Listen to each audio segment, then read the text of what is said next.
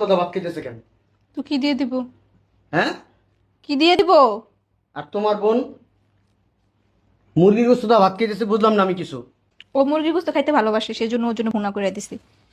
আর যা ছিল ওরই দিয়ে দিছি, সব শেষ হয়ে গেছে। সব শেষ হয়ে গেছে মানে? আমি গতকালকে বাজার করছি, গরুর গোস্ত আনছি, মুরগি আনছি, মাছ আনছি, কোনটা আনি নাই? তো আনছো তো কি হইছে? হ্যাঁ, সবকিছু রান্না করে ফেলছি। ও আসবে, ওর জন্য একটুখানি রান্না করছি। তার জন্য একটুখানি রান্না করছো? আমার ছোট বোনের জন্য। ভাইয়া দাঁড়া। আমি না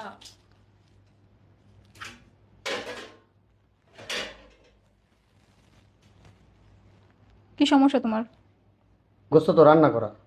আমার বোন আলু ভর্তা দা ভাত খেতেছে কেন? ওগুলো রাত্রের জন্য রান্না করে রাখছি। রাত্রের জন্য রান্না করে রাখছো মানে? আর আমার বোন আলু ভর্তা দিয়া শুধু ভাত খেতেছে।